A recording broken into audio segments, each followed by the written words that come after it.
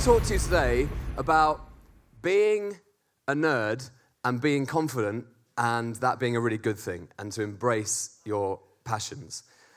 And it's really important to do that kind of stuff, I think, because it's really served me well. But it takes a while, and we'll get to all that in a second. So I wanted just to briefly tell you about my path to Radio 1, and it really started when I was probably about 9 or 10 years old, and I would just listen to the radio. And I would really like it, and I didn't really know why I liked it. I just liked the voices that were coming out of it. I liked the fact that it sounded like people that you knew. It was like your mates, and you felt like you were part of a little something. And hopefully that's why a lot of you like Radio 1, because you feel like you know the DJs, you feel like you know their stories and their stupidities, and sometimes they'll annoy you. Sometimes I will annoy you, but that's like mates, isn't it? You know, your best friend will really annoy you sometimes. And that's what I really loved about Radio 1 in particular. So I went to hospital radio when I was about 15 or 16 as a teenager at school, and I just heard about this thing because I think I read something about Scott Mills, and I was like, what's this hospital radio thing that he started at? And I went and found one at my local hospital and just went and helped out, and it was the most fun thing ever. I was just in the studio, and I was helping out, and I was learning from these old guys who were making me put the CDs away and all that kind of stuff, so that was really important. So I did that, and then went to university because I wanted to, not because it would help my career necessarily, but I wanted to do drama because I'm a drama queen and a show-off, and I wanted just to learn some stuff and go to university. And luckily, I found a place which had a lot of opportunity for radio. There was a student radio station called Livewire, which was really helpful, and I did lots of work for them. I was on the music team, and I produced some shows, I did some sports stuff, I did the news, and then realised that my thing was presenting, and I really enjoyed doing that the most, and that's what I wanted to keep doing. So I did that, and I worked on some community stations in Norwich, that's where I went to university. Did a lot of work experience at a couple of radio stations, one of them being BBC Norfolk, and I just helped out on all those sorts of shows and was just there. And I think it's really important for me to tell you, whatever job you want to get into, whatever creative job in particular, there's no chosen path. You've got to just sort of enjoy all the stuff that gets thrown at you because there's no set way. It's not like being a doctor. So that's what I was doing. And I was at university and I was really enjoying it. And suddenly one day I just thought, I can do this. And I got a lot of confidence from doing my degree and just growing up and making lots of mistakes and all the rest of it. And I thought, well, why couldn't that be me on Radio 1? And that was really it. And looking back on it, I was way more fearless at the age of 18 than I was at the age of 28, for example. And that's something you should really latch onto if you're feeling like that now.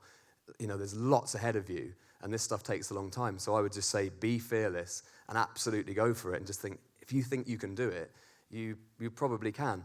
But you do have to obviously work very hard.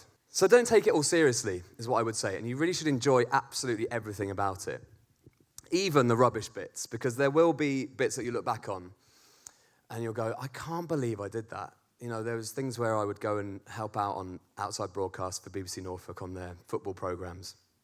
And you'd be sat gathering interviews from fans or whatever it might be, or whether it was me answering the phones during Canary Call, which was their football phone-in show for when Norwich City undoubtedly lost every single week, so I'd have to answer the phone to all these nutters going, Nigel Worthington should be sacked, and all that kind of stuff. So I was answering all these calls, and at the time I was going, I really don't care. I really don't care what you think about Norwich City, but I absolutely loved all of it because you're in it and you're in the live environment and you're learning from all these people. And I think what I said at the start of it about being a nerd is very important. You absolutely should know everything about the industry you want to get into, and you can't blag this stuff. You know, I'm very proud to say that I am knowledgeable about radio and I love how my show sounds. I don't mean I love the show, I do love the show, but I love how it all sounds and how it all fits together.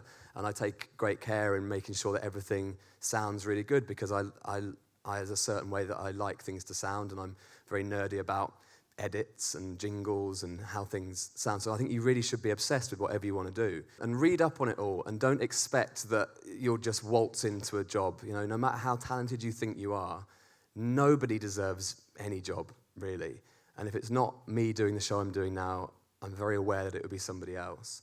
So you just have to really be determined and be humble about the whole thing. If you think you're brilliant, just keep it to yourself to a certain extent and just really use that and try and channel it in the right way, because nobody likes anyone who's arrogant.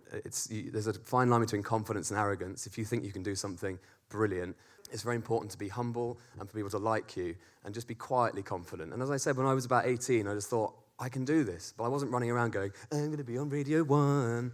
I just thought, if I work hard and I can do this and I do all the rest of it and I learn my stripes and earn my stripes or whatever you do with stripes, then this sort of stuff can happen.